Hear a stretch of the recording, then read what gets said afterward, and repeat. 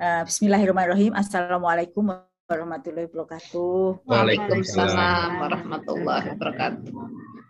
Terkait dengan diklat calon kepala sekolah dan pengawas sekolah. Jadi begini, untuk tahun 2021 ini, semua pelatihan calon kepala sekolah dan calon pengawas sekolah masih menggunakan pola yang lama. Seluruh daerah yang menganggarkan APBD-nya untuk diklat Cakep dan Cawas itu diselesaikan tahun ini. Dan lulusannya masih bisa diangkat kapanpun. Pokoknya masih bisa diangkat. Tahun 2022, seluruh pelatihan calon kepala sekolah dan pengawas sekolah melalui program guru penggerak. Jadi KSPS itu tidak lagi diklat calon KSPS, tetapi melalui PGP. Nah, siapa ownership-nya atau koordinatornya untuk melakukan diklat PGP, baik untuk calon KS dan PS, itu ada tetap di LP2KS. Jadi tusi menyiapkan kepala sekolah dan pengawas sekolah itu tetap sama dan leading sektornya masih di LP2KS. Itu ya, jadi itu informasi terbarunya. Saat ini revisi Permendikbud 6 tahun 2028 sudah dilakukan, sudah harmonisasi dan sudah tinggal paraf. Jadi ada beberapa perubahan yang cukup esensial terkait dengan revisi Permendikbud 6 itu. Perubahannya itu ada di mana? Itu antara lain perubahannya itu ada di syarat-syarat menjadi kepala sekolah dan pengawas sekolah. Syarat ini kalau untuk revisi Permendikbud 6 itu baru pada syarat untuk menjadi kepala sekolah, sedangkan pengawas sekolah itu masih mengacu karena dia adalah Jafung yang untuk mengubah dan lain sebagainya itu ada kaitannya dengan Permen-PAN RB, maka masih seperti itu, tapi penyiapannya untuk menjadi pengawas sekolah itu melalui program pendidikan guru penggerak. Jadi ini saya ingin menunjukkan sedikit kira-kira arah perubahan yang berbeda itu apa. Itu di sini yang berbeda antara yang lama dengan yang baru. Jadi persyaratan penugasan guru sebagai kepala sekolah itu seperti ini. Kalau semula kan begini ya, semula kan ini persyaratan 1 sampai 9, kualifikasi akademik, kemudian itu 1 sampai 9, kemudian pengangkatan seperti ini. Diangkat ini masa tugasnya itu 3 kali maksimal 3 periode, 1 periode 4 tahun, dapat diperpanjang 2 kali artinya 12 tahun. Ya ini tadi sekaligus, dan untuk masa ketiga dan keempat itu melalui uji kompetensi kepala sekolah atau tadi yang disebut dengan UKKS, yang mana uji kompetensi kepala sekolah berbasis portofolio digital dan itu dilakukan oleh LP2KS. Bagi yang tidak lulus uji kompetensi kepala sekolah, daerah tidak bisa memperpanjang lagi di periode keempat. Ada pertanyaan semacam itu. Itu ini saya sebut saat ini ya, di dalam screen teman-teman semua sudah terlihat ya, saat ini seperti itu. Jadi saat ini yang berlaku Permendikbud 6 ini boleh sampai 16 tahun, tetapi untuk periode terakhir itu melalui UKKS. Dan ini penyiapan dan lain sebagainya seperti ini. Lalu arah ke depan itu ada revisi Permendikbud seperti ini, kemudian yang perubahannya di sini. Jadi persyaratan untuk menjadi kepala sekolah ini ke depan ya, ini belum jadi regulasi, jadi masih draft regulasi, tapi kira-kira ke depan perubahannya seperti ini. Kualifikasi akademik tetap, sertifikat pendidik tetap, tapi memiliki sertifikat guru penggerak. Itu menjadi syarat untuk menjadi kepala sekolah. Dan juga nanti pengawas sekolah. Ada lagi yang berubah yang warna merah, bagi PNS, kalau kemarin 3C, ini 3B. Kemudian kepala sekolah itu bisa juga dari P3K, yang sekarang ada rekrut P3K. Bagi guru pemerintah dengan perjanjian kerja atau P3K, ASN P3K, memiliki jenjang paling rendah guru ahli pertama sebagai kepala sekolah. Jadi boleh kepala sekolah dari P3K. Yang lain-lain itu masih sama. Kira-kira seperti itu. Ini perubahan di revisi Permendikbud 6. Lalu ada juga terkait dengan penugasan. Jadi kalau penugasan ini Penugasan guru sebagai kepala sekolah, kalau yang dulu begini ya, pada 4 periode, jangka waktunya 16 tahun, kemudian dan untuk ketiga dan keempat itu harus melalui UKKS yang tadi saya sebut, maka di yang baru arah ke depan itu tidak perlu UKKS. Jadi mereka dapat bertugas paling lama 4 periode. Jadi 4 periode. 4 periode. Jadi bisa 16 tahun tanpa ada lagi UKKS. Jadi tidak ada lagi UKKS untuk persyaratan menjadi kepala sekolah. Ini kira-kira yang perubahannya. Jadi kalau bagi kepala sekolah yang sekarang existing yang tidak punya sertifikat guru penggerak, tidak harus mengikuti program guru penggerak, tapi nanti dalam PKB-nya itu ada PKB terkait dengan substansi guru penggerak. Gitu ya. Jadi yang dilatih sampai akhir 2021 itu tetap bisa diangkat, tidak perlu sertifikat guru penggerak, tapi dalam PKB-nya nanti PKB substansinya guru penggerak. Ini yang terkait dengan, nah ini ada lagi informasi penting dalam ketentuan peralihan. Ya ini ya, bagi kepala guru yang tidak memiliki sertifikat calon kepala sekolah yang terpilih dengan akhir tahun 2021 dapat diberi tugas sebagai kepala sekolah, tidak wajib memiliki sertifikat guru penggerak. Ini terkait dengan ketentuan peralihannya. Jadi ini yang terkait dengan informasi terkini tentang pelatihan kepala sekolah. Ya. Lalu melalui apa semuanya pendidikan guru penggerak ini? Jadi, sorry, ini salah. Jadi untuk pelatihan kepala sekolah dan pengawas sekolah ke depan itu sudah mengikuti pola pendidikan guru penggerak. Di Zoom ini saya yakin semua sebagian besar sudah menjadi bagian dari pendidikan guru penggerak ya.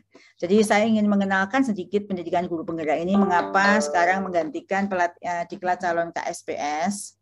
Bapak Ibu semuanya, karena ini sesuai dengan arah kebijakan sebentar.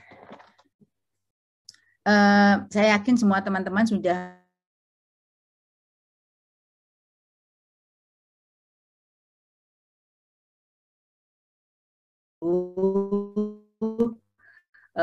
apa itu guru penggerak ya, mengapa dia bisa menjadi utamanya seperti ini, ingin mewujudkan profil pelajar Pancasila melalui program prioritas GTK. Program prioritas GTK yang sekarang sedang dikerjakan itu yang paling prioritas itu adalah transformasi kepemimpinan pendidikan. Ini yang melalui program guru penggerak dan kepala sekolah penggerak, sekolah penggerak. Dan ini yang tidak main-main ya, di tengah tekanan anggaran, pemotongan anggaran yang besar-besaran, izin GTK tetap mendapat anggaran yang besar. Khususnya untuk guru penggerak ini di atas 1 triliun, karena ingin memfasilitasi daerah dalam PGP ini. Jadi ada transformasi kepemimpinan pendidikan melalui guru penggerak, transformasi PPG prajabatan. Jadi kalau dulu itu mengangkat guru dalam amanah undang-undang guru dan dosen itu adalah guru itu adalah yang memiliki kualifikasi dan kompetensi. Kualifikasi ditunjukkan dengan surat kualifikasi, kompetensi ditunjukkan dengan kepemilikan serdik, namun karena kebutuhan guru saat itu banyak guru yang diangkat sehingga mereka PPG daljab. Nah, arah ke depan tidak seperti itu. Jadi yang disebut mereka sebelum memiliki sertifikat pendidik, mereka masih nyantrik. Jadi intinya itu belum disebut guru. Dan nanti kita akan biayai mereka setelah mereka lolos CPNS atau ASNP 3K. Kalau tahun depan ini belum ada CPNS guru atau CPNS profesi apapun. Tahun 2022 seluruh rekrut itu profesi jafung apapun itu melalui ASNP 3K.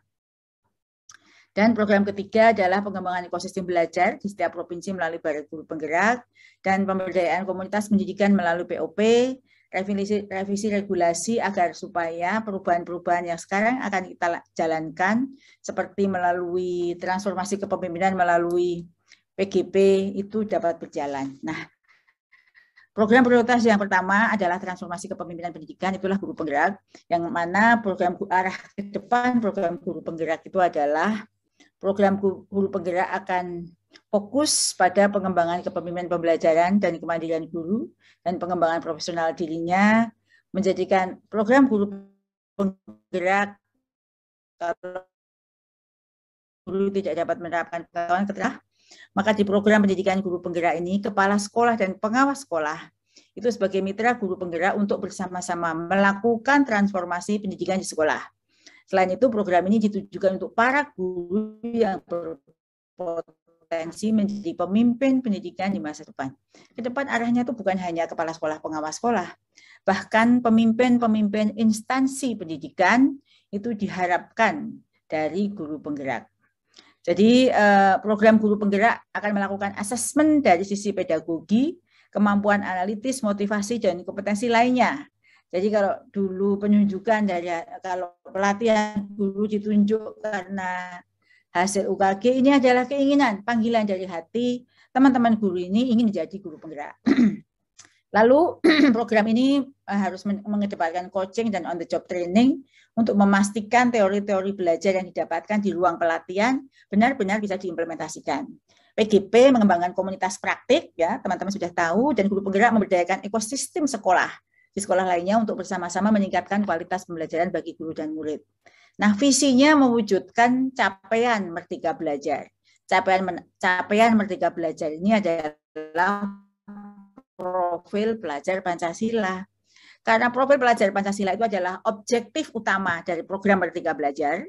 Kalau teman-teman melihat di Renstra itu seluruh kebijakan ini muara akhirnya atau objektif utamanya itu adalah profil pelajar Pancasila, yaitu pelajar sepanjang hayat yang memiliki kompetensi global berperilaku.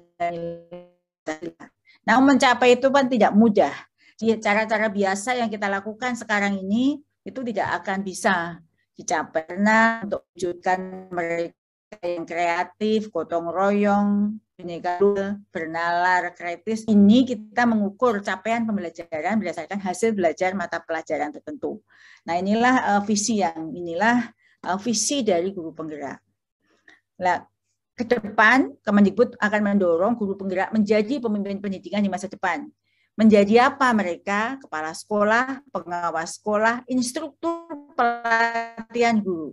Jadi kalau tadi ada PPG, sejauh ini PPG hanya diajarkan oleh dosen-dosen, maka nanti guru-guru penggerak yang sudah mahir itu nanti bisa menjadi instruktur pelatihan guru, ya, supaya mereka yang mengajari calon guru profesional itu benar-benar mereka yang sudah benar-benar guru, kepala sekolah, pengawas sekolah yang benar-benar tahu dari lapangan, bukan hanya tahu dari teori.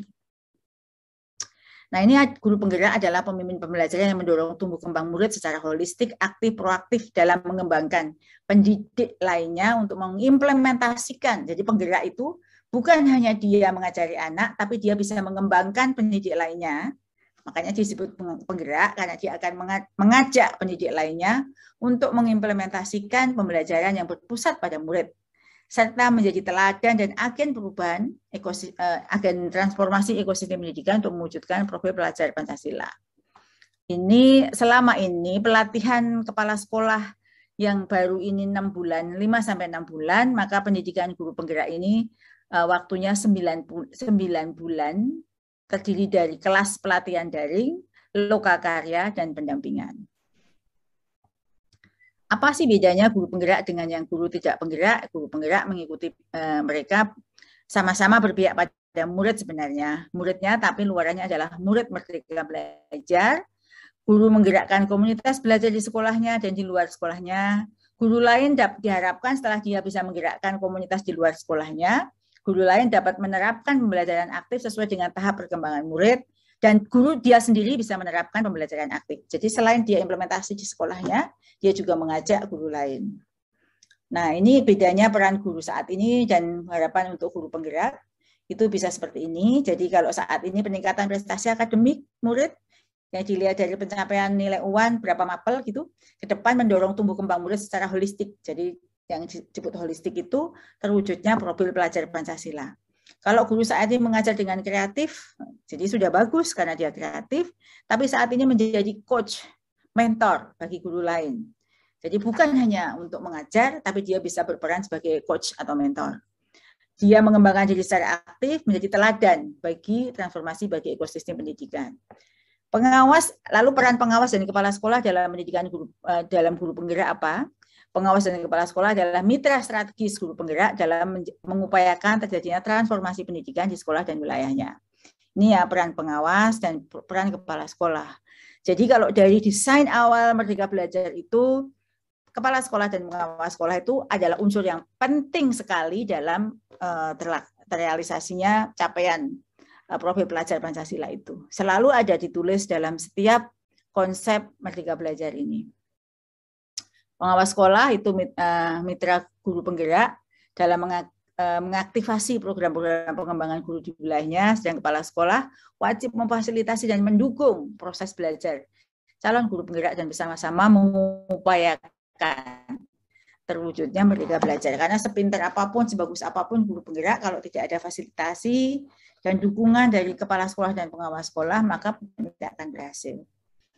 Nah, PGP dilakukan dengan pendekatan andragogi dengan tahapan seperti ini. Rekrutmen calon guru penggerak, PGP, generasi baru pemimpin pendidikan. Apa saja generasi baru yang lulusan dari pendidikan guru penggerak ini? Kepala sekolah, pengawas sekolah, instruktur pelatihan guru. Jadi ini saya sampaikan tidak harus itu tertulis, tetapi kalau tertulis dalam PP yang kita lihat di sini, peran pengawas sekolah itu sangat penting. Sama pentingnya dengan kepala sekolah di dalam kesuksesan program ini. Nah, ini pemimpin pelajaran yang seperti apa, yang mandiri, berpihak pada murid, dia menguasai manajemen pembelajaran, dia mampu membuat inovasi-inovasi pengembangan sekolah, dan dia bekerja sesuai dengan kode etik. Ini strategi utamanya, jadi nanti panjang. Ini kerangka desainnya seperti apa pendidikan guru penggerak itu, menerapkan prinsip andragogi dan pembelajaran berbasis pengalaman dengan persentase 70% belajar di tempat kerja dan komunitas praktek melalui pemberian umpan balik dari atasan, rekan, dan siswa, jadi 360 derajat penilaian, bukan hanya dari atasan saja, tapi dari atasan, dari rekan, dan dari anak didik kita. Kemudian 20%-nya belajar dari guru lain, dan 10% saja pelatihan bersama fasilitator dan pendampingan. Jadi kalau kita lihat seperti ini, sebenarnya mereka belajarnya di tempat komunitas praktik, 70%. Jadi pelatihan di ruang-ruang pelatihan itu hanya 10%. Tujuan utamanya apa? Dia bisa mewujudkan profil pelajar Pancasila, dan yang diberikan adalah 3 modul. Modul 1 paradigma dan visi guru penggerak, modul 2 praktik pembelajaran berpihak pada murid, modul 3 pemimpin pembelajaran dan pengembangan sekolah. Nah, modul 3 inilah modul tentang kita, kepala sekolah dan pengawas sekolah. Lalu asesmennya bagaimana? Hasil penugasan dan praktek pelatihan umpan balik rekan sejawat pendampingan murid, peningkatan hasil belajar murid. Ini pola pendidikan yang sedang berjalan 9 bulan, tapi kami sedang mengupayakan untuk menjadi lebih singkat lagi, karena kalau tadi saya sampaikan tahun 2022 semua pelatihan melalui PGP, jangan sampai ini membuat kesulitan buat daerah karena akan terjadi kekosongan kepala sekolah dan pengawas sekolah. Karena pelatihannya panjang dan biayanya cukup besar. Kami sedang melakukan upaya agar pelatihan lebih pendek dan biaya bisa terjangkau oleh HPBD. Maka kami sedang melakukan penyempurnaan terus-menerus. Ini kira-kira paket 1, 4 modul yang tadi saya sebut ya, visi guru penggerak, paket 2, itu 3 modul, paket 3 modul ada pendampingan. Pendampingan selama 3 bulan. Jadi kira-kira ini JP-nya seperti ini. Ini adalah saya sebut paradigma dan visi pendidikan guru penggerak, pembelajaran yang berpihak pada murid, dan pemimpin pembelajaran dalam pengelolaan sekolah. Nah, kurikulumnya seperti ini, apa saja sih yang diajarkan di paket modul 1, modul 2, modul 3. Misalnya kalau modul 1, filosofi pendidikan nasional, nilai dan peran guru penggerak, visi guru penggerak, budaya positif. Kemudian paket 2, pembelajaran yang berpihak pada murid, pembelajaran sosial, emotional learning, coaching. Paket 3, pengambilan putusan sebagai pemimpin pembelajaran, pemimpin dan pengelolaan sumber daya, itu yang ada di dalam kepala sekolah, pengelolaan program yang berdampak pada anak. Ini fokusnya bahwa perbedaan yang sebelumnya, ini semua yang kita lakukan oleh sekolah itu selalu harus dilihat dampaknya apakah berdampak pada anak.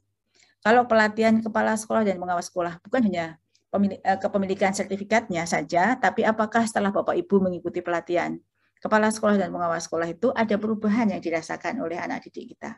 Jika tidak ada gunanya. Pemulihan sertifikat tok itu buat apa kalau kita tidak bisa melakukan perubahan pada anak didik kita. Nah, ada instruktur, ada fasilitator, ada pengajar praktek, dan calon guru penggerak. Nah, ini tahapan pembelajarannya menggunakan alur merdeka. Mulai dari diri, kemudian ruang kolaborasi, demonstrasi kontekstual, koneksi antar materi, ya kan? Mulai dari diri, eksplorasi konsep, ruang kolaborasi, refleksi, terbimbing, dan seterusnya. Ini adalah tahapan pembelajarannya. Ini ada lini masanya, Bapak Ibu yang saya hormati, terkait dengan PGP. Saat ini sedang rekrut PGP angkatan keempat ya. Ini kami akan merekrut 8.000. Nah, ini sasaran PGP tahun 2022. Kalau 2021 bulan ini bulan Oktober nanti kita akan rekrut untuk angkatan 4 sejumlah 8.000. Dengan nanti kumulatifnya akan mencapai angka 16.400. 2022 kita akan ada angkatan 5, 6, 7, harapannya mencapai angka 52.000. Nah, ini pertumbuhan eksponensial guru penggerak, namun berdasarkan perhitungan kita, sampai tahun 2024 itu diperkirakan sebanyak 405.900 guru penggerak, dan itu bisa memenuhi kekurangan KSPS yang tersebar di seluruh Indonesia di tahun 2024. Kalau sampai 2023 masih belum.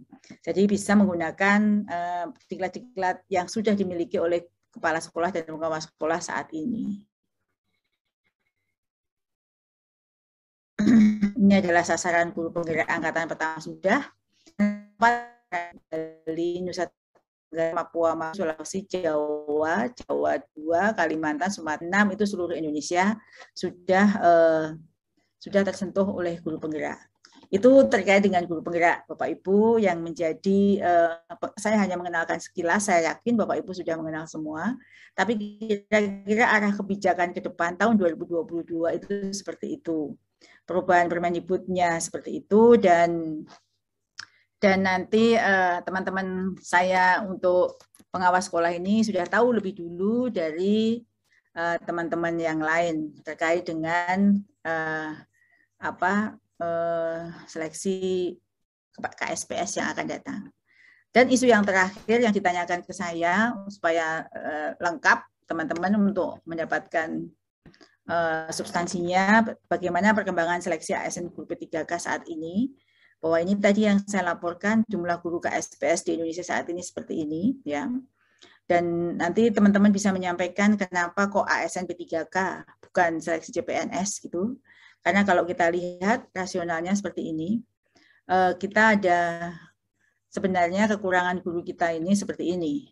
Kekurangan guru itu seperti ini ya, jumlah guru P3K yang saat ini itu seperti ini. Honorer jumlahnya 742.000, kekurangannya itu sebenarnya 1 juta lebih kalau dilihat, karena jumlah guru PNS yang seharusnya di sekolah negeri 2,2 juta, dan kalau kita hitung kebutuhan kita itu sebenarnya 3 juta lebih, maka kita kekurangan guru yang cukup besar. Nah, kenapa kekurangan guru itu harus diangkat dengan ASN P3K? Karena jumlahnya 59% dari guru honorer tadi itu 437.000-nya itu berusia di atas 35 tahun yang tidak ada lagi kesempatan untuk ikut CPNS. Sementara kenapa nggak diangkat saja? Undang-undang ASN mensyaratkan bahwa guru itu adalah jabatan fungsional, yang jabatan profesional. Untuk mengangkat jabatan profesional itu harus melalui tes, tidak bisa diangkat seperti begitu saja. Itu sudah diatur dalam undang-undang. Jadi kalau kita mengangkat begitu saja seperti tuntutan para guru honorer itu melanggar undang-undang yang ada. Dan itu tentu Kemenpan RB sangat tidak setuju dengan hal ini. Dengan data ini yang 59%-nya adalah di atas 35 tahun, maka rekrut guru P3K dianggap sebagai kebijakan yang paling berpihak pada guru honorer sekolah negeri. Karena setelah mereka menjadi ASN P3K, maka mereka mempunyai hak-hak sebagai ASN, seperti penilaian kinerja, penggajian, tunjangan, pengembangan kompetensi, penghargaan, dan serdiknya pun akan dihargai sebagai guru profesional. Dan jika sudah lulus menjadi P3K tapi masih usia di bawah 35, tetap dapat melamar menjadi formasi PNS. Jika dibuka, dia harus mengundurkan diri terlebih dahulu. Nah, sekarang lini masanya seperti apa? Tadi saya sampaikan bahwa seharusnya itu ujian kompetensi itu di tanggal besok 30. Namun kami sudah berkirim surat memberitahu kepada Kemen PKN bahwa ujian kita diundur karena terkait dengan banyak faktor. Yang pertama, kalau kesiapan dari Kemendikbud sendiri sudah siap, namun saat ini sedang PPKM. Sebagian besar masih level 4 dan PPKM itu diperpanjang sampai tanggal 30 besok.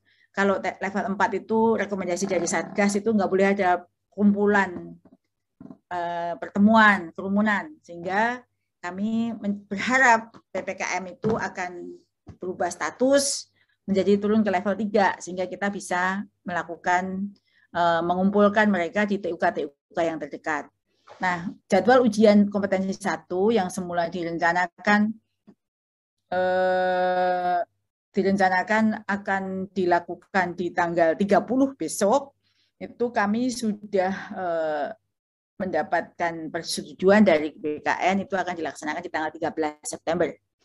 Ini baru ini yang karena belum diumumkan di web. Ini baru saya terima SK. Saya kasih tahu ke Bapak Ibu semua. Nah, setelah itu mereka mendapatkan kesempatan mengikuti ujian 3 kali dengan ujian pertama berpihak afirmasi bagi guru honorer yang ditempatkan di sekolah negeri. Mereka mendapat kesempatan untuk ujian pertama dulu tanpa bersaing dengan yang di swasta maupun yang mempunyai serdik. Saat ini formasi kita sebenarnya yang dibutuhkan 1.200.000, namun daerah hanya mengusulkan sejumlah 506.000 saja. Maka 506.000 formasi yang akan diperebutkan di seleksi ASN P3K tahun ini. Dan 506.000 itu adalah formasi terbesar sepanjang hayat yang pernah dilakukan oleh rekrutmen sekarang. Jadi kalau kita lihat 2019 itu hanya 90.000 saja formasi untuk ASN. Nah, ini adalah 506.000, setengah juta lebih yang akan dilakukan seleksi ASN P3K. Lalu apa yang terkini? Ya, terkini jumlah formasi itu yang diperebutkan 506.247, pelamar yang sudah terverifikasi diumumkan lulus seleksi administrasi 925.637, 68% diantaranya itu adalah guru honorer di sekolah negeri yang akan ikut ujian di tahap 1, jumlahnya 629.501, gitu ya. Tapi meskipun banyak formasi, tapi banyak juga guru-guru yang tidak memilih formasi. Yang tidak dipilih saat ini di tahap 1 adalah mereka yang daerah terpencil, seperti Nias Utara, Halmahera Utara, Barito Selatan, Timur Tengah Selatan, Halmahera Tengah, Maluku Barat Daya, Halmahera Barat Daya, dan seterusnya. Ini tidak ada yang melamar ya, jadi masih pilih yang di kota-kota saja. Instansi yang tidak membuka formasi adalah ini, banyak ya. Sumatera Utara, untuk guru-guru Provinsi Sumatera Utara tidak ada formasi yang diajukan. Jambi juga tidak mengajukan formasi. Tapi kabupaten di Sumatera Utara mengajukan, kecuali Sedang Berdagai dan Tanjung Balai. Jambi provinsinya saja yang tidak mengajukan. Kabupaten di lingkungan Jambi itu, seluruh kabupaten di lingkungan di Provinsi Jambi tidak mengajukan. Ini Bapak Ibu yang terkait dengan isu-isu strategis yang baru saja menjadi harapan Bapak Ibu untuk saya sampaikan. Terima kasih atas perhatian Bapak Ibu semua. Jika ada pertanyaan dipersilahkan. Jadi kalau nomor 1 ini saya belum paham maksud pertanyaannya, tapi begini, seleksi KSPS itu nanti syaratnya ada. Jadi KSPS itu sudah ada syarat. syaratnya itu berbeda ya. Kalau yang pengajar praktek, instruktur, fasilitator itu bagian dari komponen guru penggerak. Tapi untuk menjadi kepala sekolah pada masa yang akan datang dan pengawas sekolah itu masih mengikuti syarat-syarat administrasi yang tadi saya sampaikan. Jadi kalau untuk menjadi kepala sekolah di draft revisi Permendikbud itu syaratnya sama tadi ya. Jadi kualifikasi akademik, kemudian sertifikat pendidik, sertifikat guru penggerak, itu nanti akan ikut guru penggerak, kemudian golongan 3B, hasil penilaian prestasi kerja baik selama 2 tahun terakhir, memiliki pengalaman manajerial yang relevan dengan fungsi kepala sekolah, misalnya pernah jadi Wakasek, pernah jadi ketua KKG, MGMP, pengurus MKKS, dan lain sebagainya, sehat jasmani rohani, tidak pernah dikenai hukuman disiplin sedang atau berat, tidak sedang menjadi tersangka, terdakwa, atau tidak pernah menjadi terpidana, berusia paling sedikit 56 tahun. Jadi itu syaratnya tetap syarat administrasi, nanti dia itulah yang akan mengikuti program guru penggerak. Gitu ya. Jadi di program guru penggerak pun itu syaratnya sudah ada. Sedangkan yang instruktur, fasilitator, pengajar praktek itu adalah bagian dari guru penggerak, dan dia jika memenuhi syarat calon kepala sekolah dia masih guru, dia bisa mengikuti program guru penggerak untuk menjadi kepala sekolah. Yang kedua ini dari Papua, sejak tahun 2018 belum ada calon pengawas, sehingga teman-teman yang dilantik sampai sekarang masih terkatung-katung. Mohon petunjuk bagaimana dengan teman yang belum ikut cawas tapi sudah dilantik. Nah ini nanti agak lumayan perlu perhatian ya, karena kalau sebelum dilantik itu nanti mungkin harus mengikuti program yang guru penggerak tadi. Tapi kalau misalnya sekarang daerahnya itu berupaya untuk mendiklat yang mumpung masih pakai pola lama, itu silahkan. Jadi tahun ini, pertengahan tahun ini saya membuat edaran kepada seluruh dinas pendidikan kabupaten kota dan provinsi bagi yang ada kepala sekolah dan pengawas sekolah, kemudian ada dana APBD, silahkan tahun ini mengikuti pelatihannya, karena tahun depan sudah berganti pola, dan saat ini luar biasa animo daerah itu untuk mengikuti pelatihan. Nah yang sudah duduk belum dididik ini yang memang harus sedikit hati-hati dan waspada, karena yang diakui saat ini adalah mereka yang sudah punya diklat sertifikat NRKS atau NRPS, begitu. Apakah ada jalan keluar bagi kami 6 orang pengawas sama mungkin dari Katingan yang mulai tahun 2021 tunjangan sertifikasi kami hilang karena belum memiliki sertifikat cawas. Dari kami berenam, saya dengan teman saya 2 orang sudah mempunyai sertifikat cawas mulai tahun 2015, tapi JP-nya cuma 32 jam. Kemarin sudah mengikuti pemutihan dan hasil sertifikatnya diakui, tapi JP-nya tetap kurang. Mohon pencerahan dari Prof. bagaimana nasib kami yang hilang tunjangan sertifikasinya, sementara anak-anak kami membutuhkan biaya untuk sekolah. Terima kasih. Ya, ini banyak yang demikian, Prof. Iya. Jadi memang di Simdiklat kita ini yang disebut pengawas itu jika ada NRPS. Dan disebut kepala sekolah itu jika ada NRKS, ya kan? Nah, bagi yang ini kan ada di Katingan ya, bagi yang sudah punya sertifikat tahun 2015 dan sudah ikut pemutihan, ya, pemutihan itu tidak perlu tambah jam, pasti memperoleh sertifikat yang ditandatangani oleh saya, bukannya begitu ya? Tanda tangan sertifikat oleh saya dan Pak Dirjen itu bukti bahwa diakui sertifikatnya itu. Jadi kalau sudah diakui nggak perlu, namanya juga pemutihan. Kalau masih kurang jam berarti bukan pemutihan ya.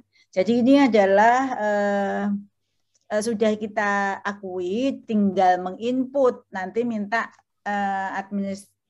tim administrasi sekolah untuk menginput NRPS-nya. Kalau sudah diakui Bu, ini Bu Yulite. Bu Yulite. Ya, kalau Bu Yulite ini, kalau memang sudah diakui, berarti Ibu sudah punya NRPS ya. Artinya itu sebenarnya tinggal menginput dalam sistem bahwa Ibu sudah punya NRPS. Nah, kalau yang memutihkan siapa dulu? Jadi pemutihan atau namanya bukan pemutihan, dulu namanya apa ya? Itu dilakukan oleh LP2KS, bukan oleh lembaga lain. Ya, sudah banyak sekali pengawas sekolah yang ikut pelatihan dulu. Itu kami menghargai instansi yang sudah melatih. Itu dilakukan penyesuaian, ya, penyesuaian. Kemudian itu kita keluarkan NRPS-nya atau sertifikat pengakuan dia bahwa dia sudah mengikuti diklat Cawas dan diakui dan keluar NRPS. Itu tinggal menginput saja, ya. Nanti jika ada kesulitan bisa kontak person yang dihubungi. Bagaimana kedudukan pengawas sekolah tersebut yang belum memiliki sertifikat agar memiliki hak yang sama dengan pengawas yang memiliki sertifikat berkaitan dengan tunjangan sertifikasi. Itu yang terakhir, Prof. Ya, kalau belum punya ya nggak bisa sama haknya. Ya, jadi kalau mau belum punya sertifikat, karena kita bisa memberikan haknya itu berdasarkan pada kepemilikan sertifikat, itu menunjukkan bahwa sudah memenuhi kompetensi sebagai pengawas. Bagaimana supaya diakui ikut diklat, gitu ya. Setelah itu baru punya sertifikat, baru bisa, mohon maaf, karena nggak punya instrumen apapun yang bisa mengatakan bahwa yang bersangkutan itu setara jika tidak mempunyai sertifikat. Itu aja jawabannya.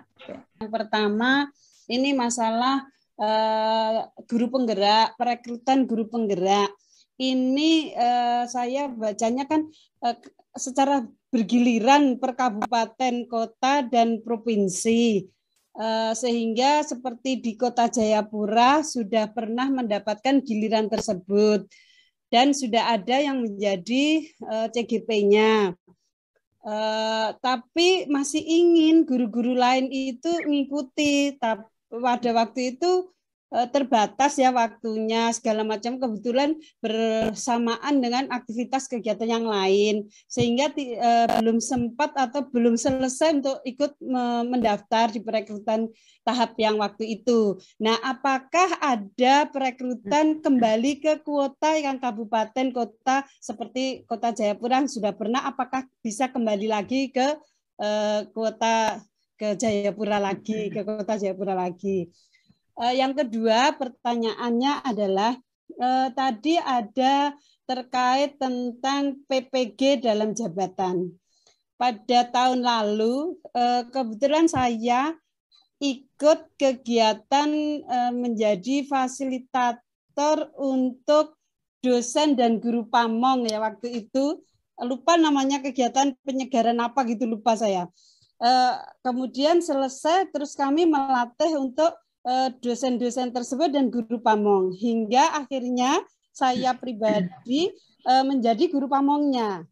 Sempat mengikuti juga memberikan uji kinerja UKIN kepada mahasiswa-mahasiswa PPG tersebut.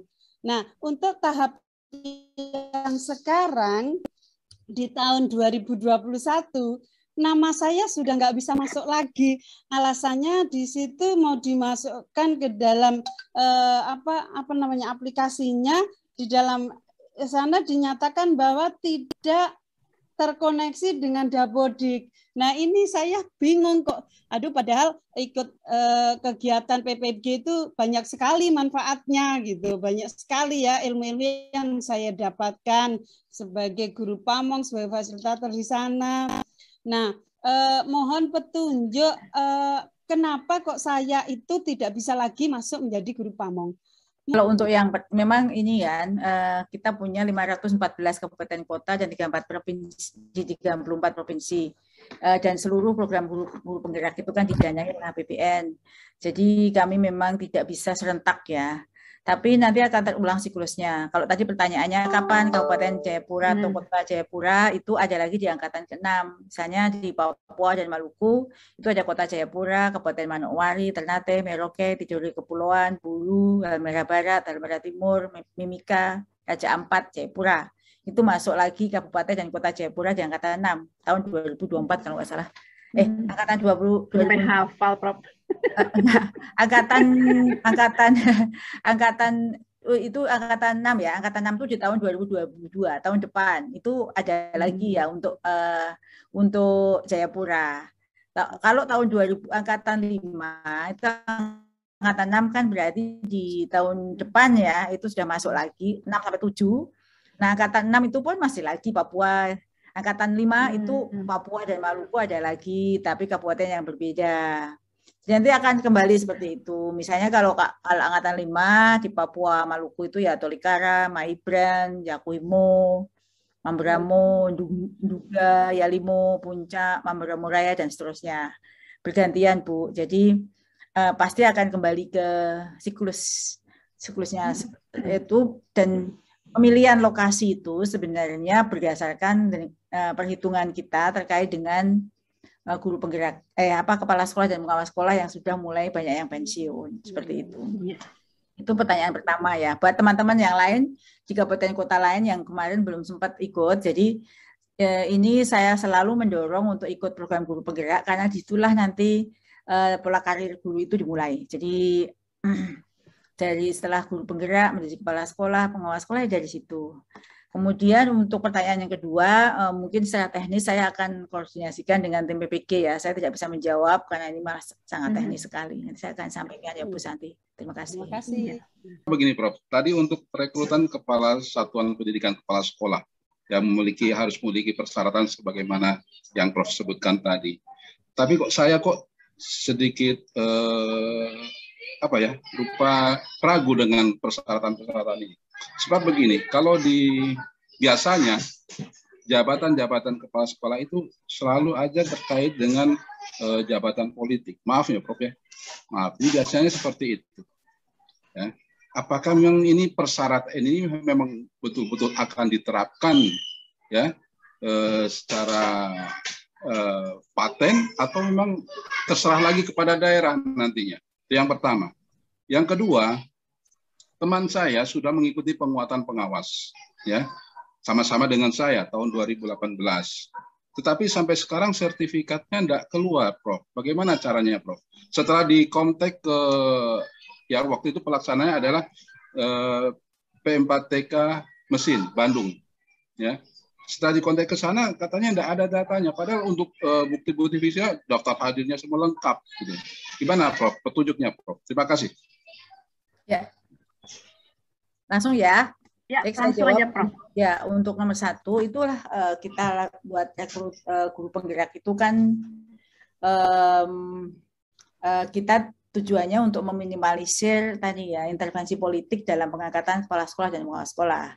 Jadi syarat guru penggerak itu untuk menjadi guru penggerak itu adalah keinginan, ya, keinginan, bukan tunjukan. Itu sudah satu hal bahwa itu tujuannya adalah memang panggilan atau keinginan dia untuk sesuai dengan hati nuraninya. Kemudian supaya tidak ada lagi intervensi politik, dibuatlah regulasinya. Jadi semua regulasi itu menunjang misalnya kalau untuk menjadi kepala sekolah dari guru penggerak, pengawas sekolah dari guru penggerak, artinya kan jika ada guru penggerak di situ, pasti itu yang diangkat. Siapapun yang lulusan guru penggerak ya tentu boleh diangkat. Jadi tidak bisa mengangkat orang lain selain yang tertuang dalam regulasi. Jadi kepentingannya untuk meminimalisir intervensi politik itulah maka dibuatlah regulasi seperti ini, Pak. Tujuan utamanya adalah ingin benar-benar kepala sekolah dan pengawas sekolah yang diangkat itu benar-benar ingin bisa orang-orang yang bertujuan untuk mengabdi pada peserta didik, bukan karena titipan politik. Kalau titipan politik ya kalau dia ikut guru penggerak ya sah-sah aja, karena untuk masuk jadi guru penggerak juga tidak mudah. Yang penting dia harus punya sertifikat guru penggerak. Itu yang nomor 1. Yang nomor 2 nanti coba di WA ke saya. Nanti saya akan coba koordinasikan, karena kalau pemuatan tahun 2018 itu sudah selesai semuanya. Jadi tidak ada, dan itu diakui ya sama dengan diklat calon pengawas diklat pengawas sekolah yang 100 sekian JP, itu sama. Yang itu kalau nggak salah 70 ya 60 JP ya kalau nggak salah. Sama dengan penguatan kepala sekolah. Jadi nanti Bapak kalau memang betul ada daftar pesertanya, tentu ya sudah harusnya keluar sertifikat. Itu tahun 2018 sudah 3 tahun yang lalu, sudah selesai, sudah lupa kita dengan kegiatan itu. Tapi Bapak bisa kirim ke saya bukti-bukti bukti-bukti bahwa Bapak memang ada bukti bahwa keterlibatan dalam kepersertaan dalam diklat itu. Ya. Iya. Saya Ati Sopiati dari Kabupaten Lebak, Provinsi Banten. Saya pengawas TK, Prof. Yang perlu saya tanyakan, selama ini P3K hanya untuk guru SD dan SMP dan SMA. Untuk formasi guru TK mungkin belum ada. Begini, Prof, di wilayah binaan saya ada guru honor yang dia honor di TK swasta. Dia ikut CGP. Apakah jika memang dia sudah lulus menjadi guru penggerak, adakah kesempatan dia untuk ikut P3K, tapi dia bekerjanya di TK swasta? Yang perlu ketahui, Prof, di kabupaten saya 162 TK, hanya 10 TK negeri. 10 TK negeri. Jadi mungkin kalau kita ditempatkan semuanya di TK pembina, itu tidak mungkin karena mereka sudah penuh TK-nya. Itu yang pertama. Kemudian ada kepala sekolah juga di wilayah binaan saya pada saat itu mau mengikuti kepala sekolah penggerak, tapi terbentur karena dia sudah dicalonkan jadi pengawas. Dia tidak bisa ikut dia bisa ikut jadi kepala sekolah penggerak. Kemudian sudah lulus administrasi tahun 2020. Karena mungkin kendala anggaran dari pemerintah daerah sampai sekarang itu tertunda terus untuk pelatihan pengawas TK-nya, Prof. Nah, kalau misalkan pelatihan itu atau diklat itu dilaksanakan pada tahun 2022, karena kita mungkin melihat dari anggaran daerah, apakah polanya sama dengan pola guru penggerak? Mungkin itu saja, Prof. Terima kasih. Untuk yang nomor 2 saya tadi agak miss sedikit, nanti mau diulang. Untuk nomor 1, untuk menjadi guru P3K itu diberi kesempatan pada semuanya yang memang formasinya tersedia di situ. Jadi kalau untuk guru TK swasta itu akan dapat ikut mulai seleksi 2. Jadi seleksi 1 tanggal 13 September itu hanya dikhususkan bagi guru honorer di sekolah negeri, di sekolah swasta, dan yang guru individu yang belum mengajar tapi punya serdik itu boleh diberi kesempatan mulai kedua dan ketiga. Nah, tetapi mereka tidak ditempatkan di sekolahnya swasta kembali, mereka harus ditempatkan di sekolah negeri karena seleksi ASN P3K, ASN itu adalah mereka yang ditempatkan di instansi pemerintah. Jadi kalau ada pertanyaan, kenapa kok pilih-pilih kasih, kok hanya mengisi sekolah negeri, karena definisi ASN itu adalah mereka yang bekerja dan ditempatkan di instansi pemerintah. Artinya itu memang untuk memenuhi kebutuhan guru sekolah negeri. Itulah yang diberi intervensi oleh pemerintah. Nah, untuk guru swasta itu, sekolah swasta itu seharusnya ketika dia merekrut guru dan membuka sekolah itu ada pertimbangannya masa cara ini. Itu mengapa ada pertanyaan seperti itu. Nah, mereka yang sudah lulus guru penggerak, ya tetap harus ikut seleksi ASN P3K. Apakah otomatis serta-merta diterima? Tidak, karena seleksinya berbeda. Kalau seleksi guru penggerak itu melalui Dijen GTK, sedangkan ASN P3K itu seleksinya melalui Panselnas. Panselnas itu keterlibatan antara lintas kementerian. Ketuanya adalah BKN, Kemendikbudristek, Pan-RB, ada BSSN, ada banyak yang disebut dengan Panselnas tersebut. Itu untuk jawaban yang satu. Ya, syukur alhamdulillah bisa lolos, tapi saya tidak jamin, tidak janji. Karena yang menjanjikan bisa lolos atau tidak diri sendiri ya melalui persiapan tesnya.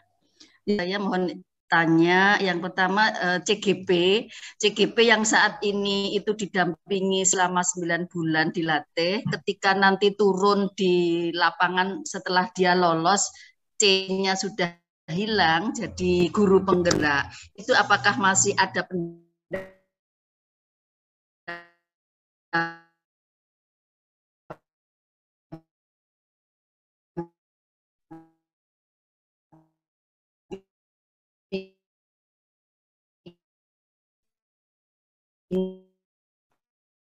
dengan baik oleh para pendamping maupun fasilitator di lingkungan kami dan juga beberapa informasi dari teman-teman itu memang kenyataannya CGP yang saat ini itu lolos itu teman-teman yang masih muda, semangat belajarnya luar biasa, IT-nya bagus dan kompetensinya bagus. Namun kebanyakan masih teman-teman yang ada yang CPNS, ada yang guru GTT itu yang lolos. Sedangkan mereka itu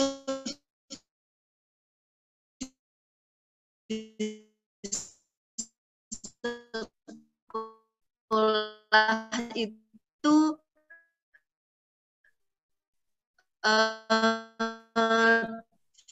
tidak secara kompetensi bagus. Nah ini kalau menjadi persyaratan sebagai kepala sekolah, mungkin bagaimana model seleksinya nanti ke depan, apakah seleksi potensi seperti yang saat ini itu masih berlanjut atau ada model seleksi yang lain. Terima kasih, mungkin itu. Terima kasih untuk pertanyaannya. Jadi pertanyaan bagus sekali. Setelah 9 bulan apakah masih perlu didampingi gitu ya? Tidak. Jadi kalau pola pelatihan pendidikan guru penggerak itu kan 9 bulan itu sudah termasuk pendampingannya. Jadi kalau Ibu bisa lihat di ini screen ini, jadi pola pendidikan guru penggerak kan 9 bulan. Jadi paket modulnya itu sampai di bulan ke-6, bulan ke-7, bulan ke-8, bulan ke-9 itu adalah pendampingan individu di sekolah. Itu dihitung 4 JP dan lokal karya 8 JP dan seterusnya. Jika selesai pendampingan selama 3 bulan ini, maka mereka sudah wisuda, panen raya. Jadi panen raya itu mereka sudah selesai dan siap mengimplementasikan dalam di sekolahnya. Kemudian pada saat itu ada penilaian berkala atau yang selanjutnya setelah mereka menjadi guru penggerak itu ada pemantauan tapi bukan pendampingan. Jadi kita akan melihat seberapa dia melakukan implementasinya di lapangan. Kemudian kalau sekarang belum punya power, ya siapapun yang belum diangkat mendapatkan SK pasti nggak punya power ya Bu ya. Kayak misalnya kepala sekolah atau ibu pun itu ketika belum jadi SS. Begitu juga dengan guru-guru yang sudah lolos diklat CKS dengan predikat sangat memuaskan atau bagus pun jika belum mendapatkan SK kepala sekolah dia nggak ada power. Jadi seleksi guru penggerak ini adalah seleksi kepala sekolah dan ketika dia sudah lulus, dinyatakan lulus selama 9 bulan pelatihan, maka dia sudah siap untuk diangkat. Tentu kalau tadi pertanyaan yang sebelumnya kaitan politik itu mungkin ini yang kita buat instrumennya supaya kalau di diklat CKS atau CPS itu kan usulan dari dinas. Mungkin orang-orang yang sesuai dengan satu visi politik itu yang diangkat, ditugaskan untuk ikut diklat CKS. Kalau ini tidak, seleksinya itu berdasarkan kompetensi atau ketertarikan mereka menjadi guru penggerak. Dan itulah nanti melalui Permendikbud intervensi yang bisa kita lakukan karena memang di Undang-Undang Otonomi Daerah hak mengangkat, memberhentikan itu masih di daerah. Yang bisa kita lakukan hanyalah mengunci pada syarat-syarat siapa yang boleh diangkat menjadi apa. Dan setelah mereka diangkat dengan regulasi, tadi kalau dilihat di gambar program prioritas GTK itu kan intervensinya melalui regulasi, itu harapannya Dinas Pendidikan Kabupaten Kota Provinsi mengikuti. Sama halnya yang sekarang Bu, kenapa banyak kepala sekolah kosong, pengawas sekolah kosong, padahal mengangkat dan memberhentikan hak kepala dinas. Namun karena mereka patuh pada regulasi yang ada, Permendikbud 6 nomor 2018 itulah mereka akan mengangkat jika memenuhi syarat. Dan jika tidak memenuhi syarat, regulasinya dikunci di mana? Pemberian tunjangan sertifikasinya, tunjangannya. Itu yang bisa kita lakukan, Bu. Harapannya ya semua berjalan berdasarkan kompetensi yang dimiliki. Izin bertanya untuk perekrutan untuk P3K guru TK, mengingat guru TK yang PNS juga banyak yang pensiun. Ini dari Bu Halimatus Sadia. Ya, kalau untuk perekrutan P3K guru TK itu sebenarnya kami membuka semua jenjang, TK, SD, SMP, SMA, SMK. Tapi hak untuk mengajukan formasi, jadi formasinya itu ada berdasarkan perhitungan kami 1.002.000 itu adalah kebutuhan seluruh jenjang. Namun kami mengajukan kebutuhan, yang menentukan formasinya adalah Kemenpan RB. Kemenpan RB lalu memberikan daerah untuk mengajukan formasi sesuai dengan kuota. Namun daerah mengajukannya berdasarkan perhitungan daerah. Jadi sebenarnya dari Kemendikbudristek Dirjen GTK khususnya itu membutuhkan, tapi daerah mengajukan apa tidak itu berpulang kepada daerah yang bersangkutan. Sebenarnya itu dibuka, Bu. Cuma memang tahun ini untuk guru TK sangat sedikit ya. Di antara 506.000 itu formasi untuk guru TK persentasenya sangat kecil. Itu tetapi tadi ada satu pertanyaan yang ingin saya jawab. Setelah April 2018, tapi belum punya sertifikat calon kepala sekolah, dan itu harus mengikuti 300 jam, kami sedang mendata. Silakan melaporkan ke SIM Tendiknya, bahwa Bapak Ibu adalah seharusnya berhak untuk mendapatkan sertifikat kepala sekolah. Kami akan diklat dalam waktu sesingkat-singkatnya, secepat-cepatnya. Bagi yang penguatan yang diangkat sebelum 2018, kami ada anggaran APBN yang cukup besar untuk menyelesaikannya. Jangan sampai tertinggal. Orang yang baik, orang yang cerdas, itu adalah orang yang bisa menyesuaikan dalam perubahan yang demikian cepat dan masif. Jangan menghujat atau menyesali atau terhadap sebuah perubahan. Karena perubahan itu adalah sebuah keniscayaan. Bukan berarti kebijakan yang lama itu jelek, tapi setiap pemimpin ada masanya. Dan masa itulah kita menyesuaikan. Pasti ada pertimbangan-pertimbangan tertentu mengapa perubahan pelatihan itu dan semua kebijakan pendidikan ini berjalan. Dan pertimbangannya pasti positif.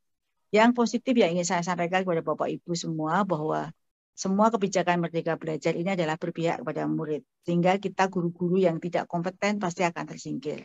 Oleh karena itu, baik kepala sekolah, pengawas sekolah, mari bersama-sama menyesuaikan dengan kebijakan yang sedang berjalan dan meningkatkan kompetensi diri ini agar tetap bisa membantu dan mengabdikan diri untuk anak didik kita sesuai dengan kebijakan yang sedang berjalan. Kita nikmati perubahan ini dan dengan demikian maka Bapak Ibu akan menjadi pengawas sekolah dan kepala sekolah yang well-being, yang resilience, yang tahan banting terhadap seluruh perubahan kebijakan yang ada. Jangan cepat menyerah.